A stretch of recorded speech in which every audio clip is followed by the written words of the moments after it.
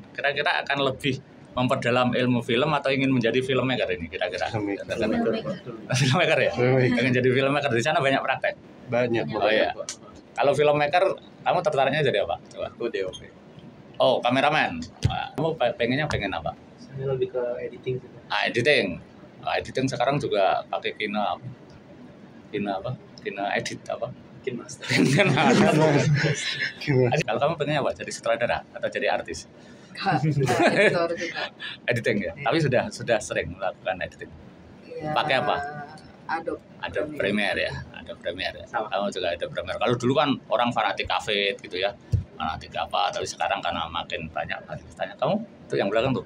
Saya editing tapi ada ketertarikan ke DOP juga. Ya, DOP ya. Jadi kalau bikin film ya, kalau kameranya atau merekam editing ya, itu dari awal dia ngambil itu sudah bisa membayangkan nanti saya sambung begini. Jadi nah kalau terpisah ini kameramennya, ini editingnya ya, nanti ini gerenengan terus nih ngambilnya gimana sih gitu ya, berarti begitu ya. Oh ini nggak ada stop begini nih close up-nya mana gitu kan.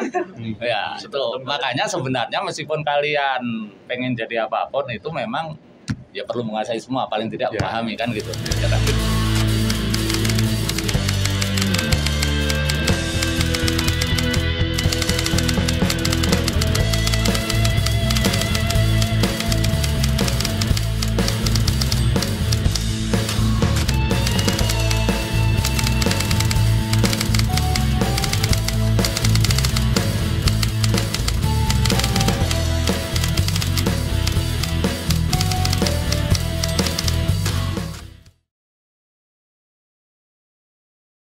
Ceritakan kalian dari mana nih? Gue dari Binus University, Alam Sutra. Jurusan film ya, yang kampusnya di Alam Sutra. Semester Sama. Nah, ini satu tim ya? Iya, Satu tim, satu kelas, Iya, kan? satu kelas. Betul. Mendapat tugas apa? Coba ceritakan. Kunjungan ke Cinematheque mencari arsip-arsip. Tuh. Untuk apa? Arsipnya untuk apa? Untuk kita disuruh bikin research report. Jadi kita disuruh riset tentang orang-orang penting di perfilman pada zaman dulu gitu, sebelum terkenal seperti sekarang, sama peristiwa-peristiwa apa aja gitu yang udah sempat kejadian, kayak misalnya tadi yang kita sempat tanya soal Perfini, soal Persari, soal festival film pertama di Indonesia, gitu-gitu. Kamu pemimpin timnya. Iya. Ya, jadi nanti banyak paper ya, banyak apa namanya, karya tulis ya, betul. Gitu. Sebenarnya masih karya tulis simple aja sih. Iya, tahu. Belum yang karena kalian baru semester 1 kan, karya tulis masih yang simple. Dan itu ada berapa tema yang ditugaskan oleh ada dosen? 7 ternyata ya tadi. 7 tema dikerjakan oleh tim. Jadi tim ini terdiri berapa orang? Ini berapa kita? 9. Satu tim kan? Kau ketuanya. Satu tim berapa tema? 9 orang. 9 orang akan melahirkan 7 karya tulis yang simpel-simpel tadi. Iya. Tentang penggalan sejarah film Indonesia gitu kan? Betul. Penggalan karena kan kalau sejarah film kan luas. Ini ada yang Perfini, ada ya gitu. Kamu tahu nggak tugas ini? Kamu tahu nggak tugasmu ini loh? Iya, Mau bikin apa? bikin research report, laporan arsip. Ngerti kan? Kamu ngerti? Bukan aku nanya aja, jangan sampai yang tahu hanya dia doang. Ngerti ya? Dapat semua. Ya, terus kalau berkunjung ke Cinematheque ya. Pengetahuan kalian tentang Cinematheque sebelumnya apa? Dulu Yang dosennya kasih tahu sih katanya Cinematheque itu museum arsip film Indonesia. ya. Gitu. Baru sebatas itu aja pengetahuan kita. Itu, ya. Oke, sekarang kan kalian sudah datang ke sini ya. Coba apa yang pertama ditanyakan untuk mengetahui? Pertama tentu ingin mengetahui Cinematheque dulu ya. Jadi Cinematheque itu adalah pusat arsip film dan data perfilman. Ya. Jadi belum sampai pada tingkat museum. Karena kalau museum itu kan kriterianya gitu ya. Itu kan dia mesti menyimpan benda-benda yang mengandung nilai sejarah yang kemudian bisa bercerita tentang sejarah itu. Kalau museum perjuangan ya ada foto, ada benda, ada transkrip, ada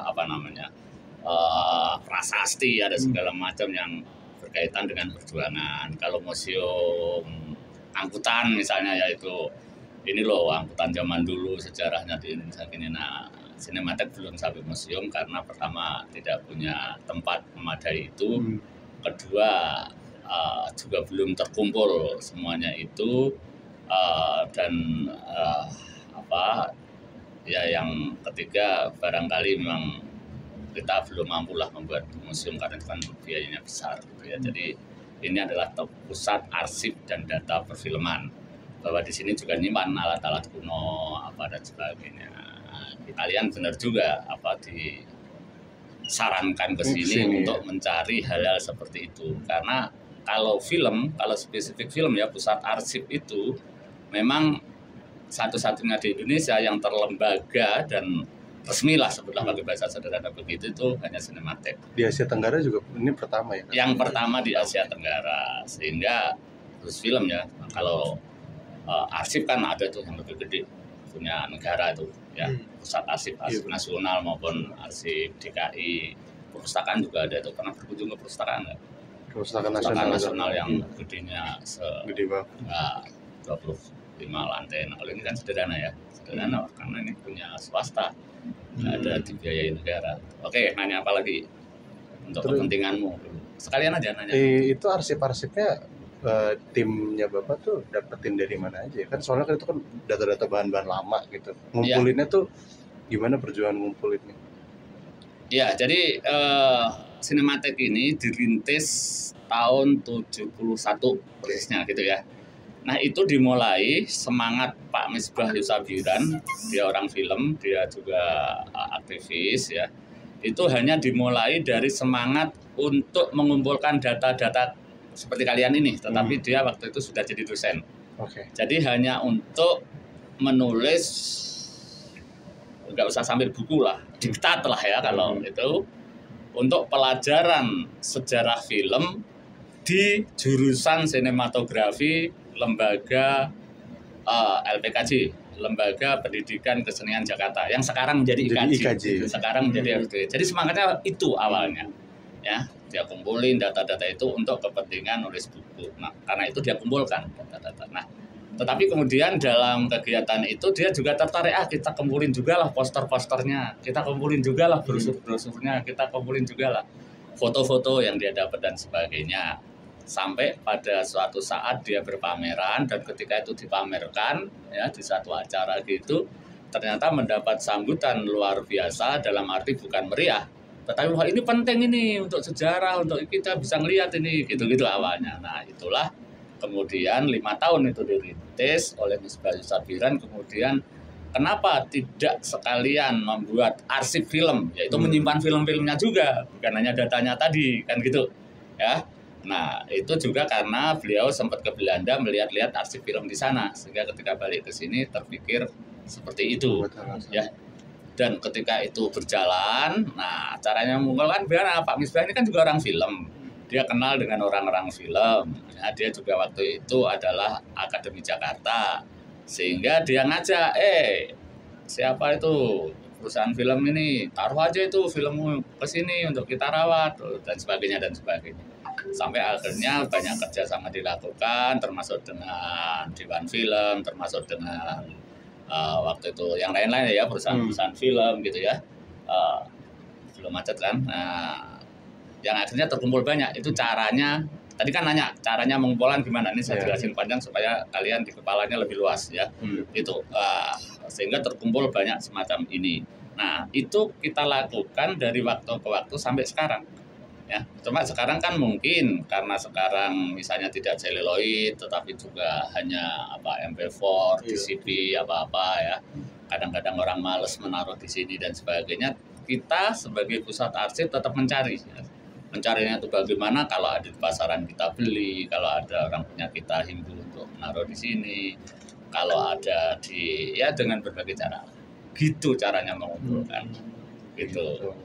Nanya tuh, jangan asal ikut nulis nanti nilainya pengen dapat A. Iya, dia doang yang dapat A, lainnya pada itu gimana? Gitu. Ayo. Saya penasaran aja. Katanya kan tadi Bapak bilang arsip film nasional kan kayak kalau ada orang punya dihimbau buat taruh sini gitu. Nah, itu yang Bapak tanda kutip terima buat kayak dirawat di sini tuh ada jenjang tahunnya nggak? Misalnya dari tahun berapa sampai tahun berapa? Ya. Kalau ya Itu ya. Kalau sekarang tentu saja gini, setelah film kita simpan, tentu saja di sini diberlakukan cara-cara pengarsipan sebagai layaknya ilmu pengarsipan gitu ya. Makanya ada ilmunya, arsip itu. Ahlinya disebut arsiparis gitu ya. Tentu saja kemudian kita pilah-pilah, oh ini film seluloid, oh ini film seluloid berwarna negatif, oh ini jenjang waktu antara sekian sampai sekian tahun. Ya, itu semua kita data ya, kita jadikan semacam inventaris atau apa namanya, yang kemudian kita lahirkan dalam bentuk katalog lah.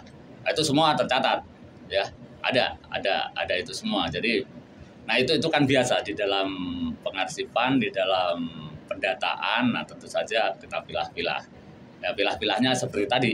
Ini sebenarnya bukan dipilah-pilah, melihat data di sini kita jadi tahu, oh ini film tahun sekian, oh ini film tahun sekian, oh ini sutradaranya ini, oh ini pemainnya ini, ya, semua bisa diketahui di sini. Oh ini beredarnya tahun sekian, ini dulu penontonnya sekian banyak, ini dulu ada kasus ini, ketika film ini lahir ada begini. Nah itu semua kita kerjakan gitu. Pengetahuan itu berarti dapatnya dari apa, pemberitaan, apa dari datanya tuh dapat dari mana, karena itu soal kan udah lama kan. Iya. Itu datanya dapat dari apakah pemberitaan pada zaman itu, apa koran-koran, apa cerita-cerita dari orang terdahulu? Ya, tadi kan itu adalah kan dia sendiri orang film, sehingga dia juga menjadi sumber dari pengetahuan itu, sama dengan sekarang. Ya, tentu saja ada dari koran, dari clipping, dari surat, dokumen, dari macam-macam, dari sejarah, dari buku dan sebagainya, sehingga di sini itu tersimpan clipping untuk mengatakan bahwa film Indonesia, bioskop pertama di Indonesia itu tahun 1900, kita simpan itu iklan koran pada tahun itu. Itu bentuknya clipping. Itu satu contoh. Ada, kita mengatakan lembaga sensor film itu dimulainya dari kapan? Oh, dari tahun 1916. Nah, itu bukan sekedar kita mencatat, tetapi kita cari dokumen yang mengatakan itu, namanya ordonansi film. Gitu. Kita simpan clippingnya. Nah, kalian bisa, tentu itu kita jaga. Kalau kalian bawa nanti hilang di sini kan gitu kan. Ada caranya. Tadi yang aku jelasin ya. Ada caranya untuk bisa melihat itu ya. Jadi semuanya itu baru dari segi clipping. Juga tadi termasuk film-film ya. Film Lutung Tesarung. Nah, tadi kan ketemu di data. Nah, kita cari filmnya, sampai sekarang nggak ketemu ya, nggak apa-apa nggak ketemu kan gitu. Dan sebagainya. Nah itu semua, makanya selain arsip film disebut pusat data, karena kita mengumpulkan data. Termasuk misalnya gini, gimana sih dulunya FFI itu cara menunjuk juri. Nah itu kita simpen tuh. Oh dulu pakai SK Menteri, pakai ini. Nah di sini ada datanya.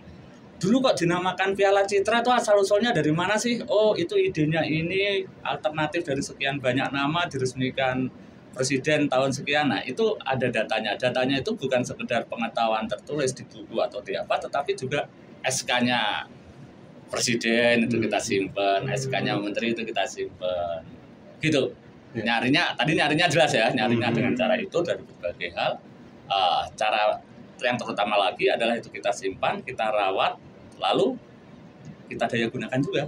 Termasuk begini nih, gunanya apa sih kita simpan itu? Untuk pengetahuan, untuk pendidikan, untuk penelitian dan sebagainya, yang bisa dimanfaatkan oleh kalian, kan gitu ujung-ujungnya. Ya tentu saja bukan hanya kalian, ada banyak yang di sini gitu ya. Gitu. Nah, banyak juga. Kalau saya boleh tahu, nanya apa saja boleh. Arsip tertua di sini itu tahun berapa, dan mungkin film yang paling modern yang Bapak arsipkan di sini itu tahun berapa? Ya, kalau arsip dalam artian arsip tertulis itu kan tadi saya bilang kita punya clipping iklan yang tahun 1900. Kenapa tahun 1900? Karena itulah pertama kali ada bioskop di Hindia Belanda ini, waktu itu belum ada Indonesia. Kita punya itu. Termasuk tentu ada banyak di situ, kemudian rangkaiannya. Jadi bukan hanya satu gitu doang. Oh ini loh dulu clipping filmnya, oh ini iklan filmnya, oh ini berita dari koran apa zaman itu yang arsip datanya. Terus oh posternya kayak apa sih? Oh ini posternya film atau nggak ada posternya gitu dan sebagainya, itu yang tertua. Nah kalau film ya, kalau film materinya yang ditanyakan dua, satu arsip data dan satu filmnya. film itu kita nyimpen yang tertua itu film Cipete Kawin itu tahun 30-an ya, hitam putih. Itu ada film Aladdin yang zaman dulu itu juga tahun-tahun itu, sampai tentu saja yang kesini ya tahun 40, tahun 50. Nah yang terbaru apa, sebenarnya kita selalu berusaha yang terbaru juga kita simpen. Ya, cuma kalau pertanyaannya yang terbaru ini apakah aslinya kopi, misalnya gini, master kopi yang masternya itu kan dalam bentuk DCP yang tadi saya cerita, karena kita tidak dapat masternya, nah kita mungkin dapat dari yang lain, misalnya hanya berupa VCD, hanya berupa file, hanya berupa, tapi hampir semuanya kita simpan. Minimal paling tidak datanya. Kedua, kalau kita nggak dapat film utuhnya ya trailernya. Kalau trailer kan sekarang bisa kita upload, kita download ya dan sebagainya. Atau entah dari sensor, misalnya kalau sensor kan dapat utuh misalnya kan, yang pernah disensor kan, atau dari festival misalnya gitu ya. Misalnya peserta festival film Indonesia, bukan yang tahun-tahun ini, tahun kemarin itu kan karena film itu dinilai oleh juri kan dikumpulkan materinya, di situ kan nggak ada yang ngurus kopi-kopinya, nah itu dulu diserahkan ke sini. Nah, kayak gitu. Jadi relatif ada bahwa ada yang tidak utuh, ada yang hanya resolusinya tipis, ada yang tebel, ya. Gitu. Sebenarnya ada kriterianya nggak sih Pak untuk masuk jadi arsip itu? Kan soalnya kan film banyak, film Indonesia kan banyak, tapi ada ya film-film yang nggak terkenal juga. Itu sebenarnya bisa diarsipkan juga di sini atau ada kriteria tertentu yang cuma film yang misalkan yang banyak penontonnya yang bisa diarsipin di Cinematheque atau gimana? Ya, dulu barangkali ada semacam anggapan seperti itu karena memang terpikir juga film-film yang penting itu perlu diarsipkan gitu ya kira-kira. Tetapi prinsip pengarsipan itu tidak begitu. Semua hal yang berkaitan dengan dengan film, karena kita bicara film ya, itu perlu kita arsipkan. Bahkan gini, saya kasih contoh ya, misalnya organisasi. Jadi kita juga terbiasa menyimpan organisasi Parvi. Itu pengurusnya tahun ini berapa sih kita simpan datanya. Misalnya ada FFI tahun sekian, kita simpan ininya, apa ini namanya? ID card-nya zaman itu kayak apa sih? Kita simpan gitu ya. Piala Citra atau piala yang lain zaman dulu. Nanti kalian bisa lihat, sudah belum ke atas ya. Ya, itu yang baru kan? Itu juga kita simpan gitu loh. Termasuk Piala Citra pertama yang dulu namanya Piala VFF itu ada, nanti kalian bisa lihat tuh masih dalam beberapa lempung gitu ya. Nah itu untuk menjelaskan juga bahwa sebenarnya kita ingin semua film, mau film sebelah film bermutu atau tidak bermutu kan gitu kan, maksudnya film laris atau tidak laris, sebenarnya kita ingin simpan karena pada akhirnya semua itu bisa menjadi referensi, bisa menjadi sumber untuk penelitian yang kayak kalian ini. Gitu. Ya kan? Nah, apalagi sekarang nih banyak tuh mahasiswa meneliti tentang era film-film sek tahun 90-an gitu kan, karena waktu itu banyak tuh film-film itu kan akhirnya butuh film-film yang judulnya kayak Gairah Membara dulu ya kan. Nah kalau itu dulu kita abaikan, nah peneliti sekarang nggak bisa. Contoh misalnya kemarin ada orang Amerika mahasiswa India itu meneliti film kira-kira karena dia S2 ya, misalnya gini, pengaruh India di dalam film Indonesia, lebih mengerucut lagi pengaruh musik India di dalam film Indonesia, lebih dia kerucutkan lagi pengaruh musik India dalam film Indonesia melalui Elvi Sukaisih dan Rhoma Irama. Nah gitu ya. Nah, itu maka yang dia teliti di sini adalah film-film yang dibintangi oleh Elvi Sukaisih dan Rhoma Irama. Nah, sehingga tadi akhirnya film semacam itu yang barangkali dulu-dulu ini film dangdut aja kepikir nggak diarsipkan, nah, menjadi penting untuk diarsipkan, sehingga prinsip kita adalah mengarsipkan apa saja yang dinamakan film gitu kira-kira. Ya, kau nanya coba. Kalau menurut saya sih yang mau saya tanyakan, kan kita sempat dibilang kenapa Cinematheque bisa bertahan sampai sekarang kan, karena kalau dipikir-pikir lagi diambang globalisasi di mana apa-apa, bahkan untuk arsip-arsip yang kita punya kan udah berada di drive kita bilangnya kan. Digital. Iya, digitalisasi dan segala. Dan kadang-kadang ada orang juga yang bilang yang lama-lama bisa direstorisasi walaupun dia membutuhkan biaya. Menurut Pak Kris kira-kira gimana sih Cinematheque bisa bertahan di ambang-ambang globalisasi ini? Bagaimana caranya? Sebenarnya bertahan itu karena semacam panggilan kebutuhan dari masyarakat dari zaman ke zaman. Sebenarnya itu bukan karena kita sakti lalu menjadi bertahan gitu ya. Berbeda, tetapi karena ada kebutuhan semacam itu dan sudah terlanjur dulu dirintis oleh Pak Mesbah dan teman-teman yang lain dan berjalan sampai sekarang, masa kita matikan gitu. Karena ternyata masih dibutuhkan gitu ya, kan gitu. Nah, bukan karena sakti, karena sebenarnya kalau bicara misalnya pembiayaannya ini mampu karyawan ini sekarang juga 9 kan. Sudah bilangnya ini enggak didukung. Iya, benar. Makanya ini saya jelaskan runtuh gitu ya. Itu sebenarnya kita pengen mati aja, tapi kan nggak bagus. Masa orang pengen mati gitu kan? Ya gitu ya. Nah, karena adanya kebutuhan itu dan kebetulan sampai hari ini itu Cinematheque dirawat oleh masyarakat film, oleh orang-orang film sendiri. Sehingga sangat ngerti betul kebutuhan itu dan merasa terpanggil untuk tidak mematikan gitu. Itu yang membuat bertahan.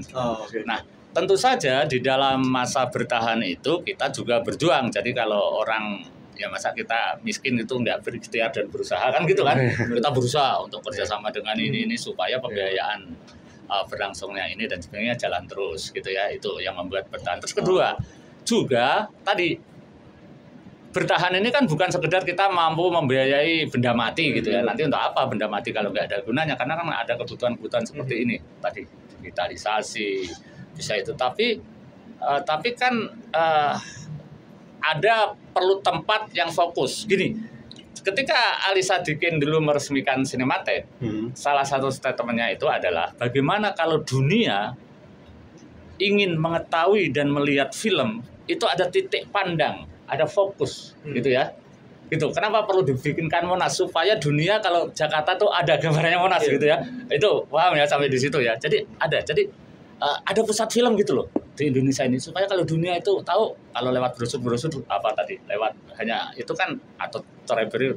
Nah, dulu Ali Sadikin bercita-cita pusat film ini dengan Cinematheque sebagai identitasnya itu menjadi istilah dia adalah jendela film Indonesia di mata dunia. Jadi kalau dunia itu pengen penelitian film, datangnya ke sini. Datangnya ke sini. Nah, itu yang sampai sekarang berlangsung sehingga kita banyak menerima dari luar negeri. Nah, semangat itu yang membuat Cinematheque sampai hari ini bertahan. Semangat itu pula yang membuat orang meskipun di era digital, di era bisa browsing dan sebagainya tetap membutuhkan titik pandang. Nah, yang ketiga tentu saja pada faktanya akhirnya kita memang masih dibutuhkan.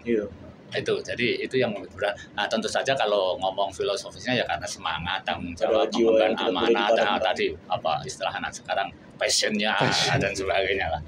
Itu kira-kira ya. Ayo dong, apalagi nanti ganti saya yang banyak nanya loh. Udah sih Pak, kita udah nggak sabar motor. Jadi kalian semester 1 iya Pak. Dulu masuk film karena ditolak di jurusan-jurusan lain lalu pindah ke film atau karena memang dari awal senang film? Dari awal sih Pak. Dari awal senang film. Terakhir kamu nonton film apa coba? Exorcist, senang film-film Eropa Hollywood lah ya. Kamu terakhir nonton film apa? Sama Exorcist. Itu kalau nonton bareng rombongan. Iya. Kalau film Indonesia terakhir nonton film apa? Sherina. Yang kedua ini belum lama. Kamu nggak nonton ya? Nggak apa-apa, nggak nonton nggak apa-apa Pak. Anak saya yang masih SMP juga nggak tertarik kok. Takut tamat juga nggak tertarik gitu. Ya kebetulan Sherina tapi kan laris juga. Itu film Indonesia. Sekarang ginilah. Tentu ya kalau kita survei gitu generasi kalian akan lebih banyak menonton film Hollywood dibanding film Indonesia gitu kan atau enggak? Saya sih enggak. Iyalah. Kalau saya sih lebih banyak Indo. Yang benar. Lebih banyak. Benar Pak. Oh ya. Saya kurang ngikutin Hollywood. Hollywood ya. Kalau saya nonton Netflix nggak apa-apa ya lebih banyak film asing kan sekarang kan ada Netflix ada Turki ada Spanyol ada sebagainya ya lebih membuka peluang kita. Nah saya mau nanya nih yang kalau yang suka film Indonesia kan nanti jawabannya udah jelas itu. Yang kurang menarik bagi film Indonesia dibanding film Hollywood menurut kamu apa? Menurut aku film Indonesia sekarang kebanyakan plagiarisme. Iya, dari film-film atau paling tidak mudah ditebak gitu ya. Iya. Atau gitu-gitu aja gitu ya. Nah, itu ceritanya. Kalau itunya kan Exorcist juga film horor ya. Iya. di Indonesia kan banyak film horor ya yang lain. Banyak banget. Nah, kamu kan nonton Exorcist. Tapi pernah nonton film Indonesia yang horor? Pernah. Apa misalnya yang ditonton? Pengabdi Setan. Ya, itu kan juga film top ya. Nah, ketika menonton Exorcist, menonton Pengabdi Setan, perbandingan kamu bagaimana? Atau penilaian kamu gimana? Bedanya apa? Kira-kira bisa nggak jelasin? Menurut aku kayak lebih ke Exorcist itu desainnya lebih bagus daripada Pengabdi Setan. Dan Pengabdi Setan itu kan terinspirasi dari film apa sih? Ya, yang film lama juga. Pertama. Pengabdi Setan zaman dulu kala, zaman Susana, zaman ibu. Cuman kayak aku nggak terlalu suka endingnya karena nggak terlalu jelas. Ya. Tapi gini aja, sebelum jadi kritikus ya, kalau kritikus kan mengulas seperti itu. Nonton tuh kan yang penting dirasakan, ya, dirasakan, senang atau tidak gitu kan. Yeah. Oh, karena kalau nonton sesuatu begini, happy lah. Kan nonton film tuh ada dua, satu cari hiburan, dua kalau bisa mendapatkan sesuatu ini abstrak kayak bisa ilmu, bisa pengetahuan, bisa pengalaman baru, bisa apa gitu ya. Nah, Anda mendapatkan nggak ketika nonton film Indonesia tentang itu? Rasa aja. Saya lebih ke hiburan sih kalau Indonesia. Kalau film Exorcist Anda mendapatkan hiburan plus apa? Oh, hiburan aja kalau Exorcist. Nah, saya tanya nih, apakah kalian merasa ketika membeli tiket berjalan di bioskop merasa lebih gengsi kalau tiket itu film asing dibanding nonton film Indonesia? Ada nggak rasa itu? Jujur aja. Enggak, sama aja ya sekarang. Enggak, kalau dulu tahun 90-an atau menjelang 2000 itu ada semacam krisis kepercayaan pada film Indonesia. Ya, karena tadi munculnya film-film murahan yang itu kan. Sehingga ketika ada film bagus pun pada hari itu orang merasa gengsi untuk nonton. Karena dianggap berselera rendah. Paham ya maksud saya? Kira-kira gitu. Nah, sekarang makanya saya tanyakan hal itu gitu. Sekarang nggak ada ya perasaan itu ya. Perasaan kayak sih nggak diledek teman-temannya. Kalau lu nonton Pengabdi Setan tuh. Karena kita di kampus juga nontonnya film-film aneh-aneh ya. Iya justru bervariasi itu. Itu ditanamkannya sih semua film kita tonton. Ya supaya ada semacam perbandingan gitu ya. Itu. Kalau sekarang kan trennya film Korea tuh. Pada nonton Enggak, ini enggak. Ada enggak yang tergila-gila Korea? Tuh yang belakang tuh tergila-gila. Enggak apa-apa, itu kan biasa ya. Ya, yang senang Korea nih. Menurut kamu daya tarik Korea apa coba? Kalau itu buat perempuan, tapi kalau buat saya kan pernah berapa kali saya ditarik sama kakak saya untuk nonton bareng. Saya ngeliat ya kayak pertama inovasinya. Walaupun ya ada romansanya, unsur-unsur itu pasti dibumbuin, cuma ada inovasi. Contohnya yang saya terakhir tonton itu tentang orang yang bisa mimpin masa depan, mirip Final Destination bisa bilang, cuma dalam posisi dia sebagai detektif.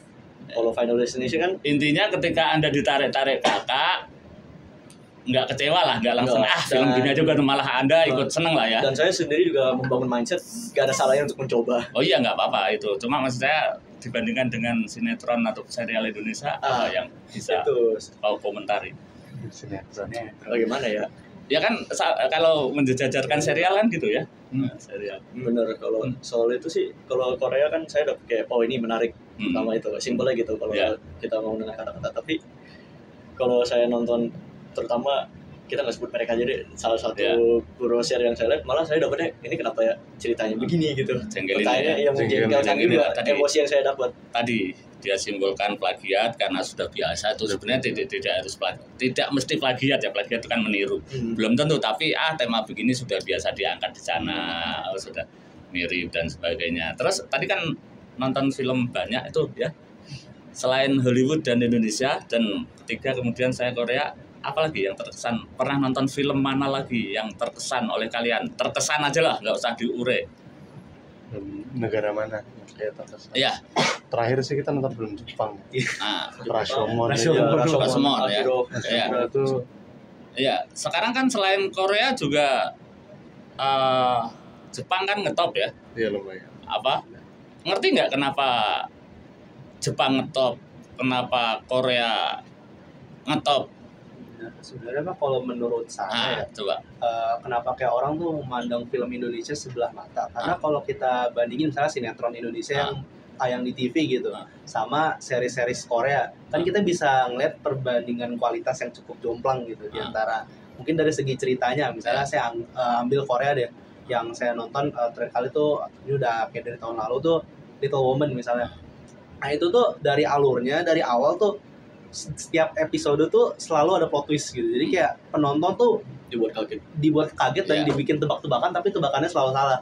Meanwhile kalau misalnya kita nonton sinetron Indonesia gitu kan, kita udah tahu nggak jauh-jauh dari perselingkuhan gitu, terus apa namanya suami yang punya istri banyak atau nggak berebutan yang dikatakan dia tadi sebenarnya dia ngatakannya dikit tapi saya paham di balik itu ada ingin menjelaskan ini nah, karena sinetron yang ada di TV itu menurut saya jadi film-film di bioskop yang bagus juga jadi stigmanya ikut negatif gitu. Jadi kayak film Indonesia jadi paling tentang ini meskipun ada yang bagus akhirnya itu yang saya bilang tadi hilangnya kepercayaan, hilangnya stigma. Karena kita yang setiap hari nonton misalnya setiap hari nonton TV jadi beranggapan kalau film Indonesia tuh ya bakal kayak TV itu gitu.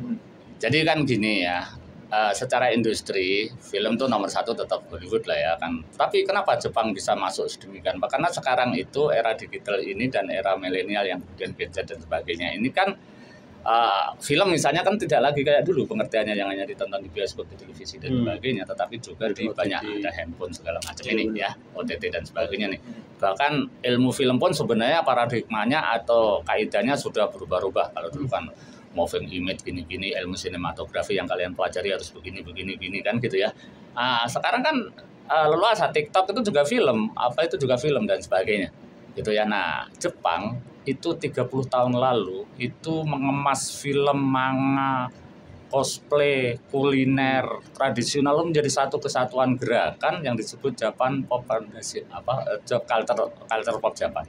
Makanya dulu kalau kalian menyelenggarakan pernah kan waktu SMP kali ya atau SMA yang ada cosplay ada apa kan gampang kan, meriah dan di mana-mana kan, di Aldiron, di kampus-kampus, di Blok M, pasti pernah ya nonton kan di Kemayoran yang cosplay itu. Oh enggak ya, kurang pecinta Jepang berarti. Nah itu akhirnya menjadi Jepang sekian juta remaja Indonesia senang Jepang, ya kan? Yang kemudian kalau mereka bikin sogo di sini pembelinya udah banyak. Nah itu bagian dari strategi negara namanya. Nah itu kemudian menjadi konklusinya nanti kalian pelajari apakah negara kita cukup memikirkan hal seperti itu atau enggak sehingga kita menjadi tidak cinta pada film Indonesia. Bahwa bukan hanya masalah film, sama dengan Korea. Korea itu melakukan 25 tahun yang lalu itu namanya pop Korea K-pop ya, yang kemudian ada Gangnam pertama itu kan yang meledak kemudian meledak kemana-mana sampai kayak sekarang ini yang akhirnya berakibat sinetron Korea lebih disukai. Tapi jangan salah, itu bukan hanya gerakan film, gerakan kebudayaan, tetapi juga Anda tahu Pulau Mas kemudian dibeli oleh Korea untuk bikin toko-toko dan sebagainya kan gitu, ekonominya dan sebagainya. Nah itu yang Indonesia sebenarnya zaman Ibu Mahathir Pengnes itu tuh membuat namanya ekonomi kreatif yang sekian subsektor tahu ya itu ya, tapi kan terlambat. Yang Korea Jepang sudah seperti itu. Nah ini untuk pengetahuan awal saja. Oke, terakhir ya. Jadi kalian kira-kira akan lebih memperdalam ilmu film atau ingin menjadi filmmaker ini kira-kira?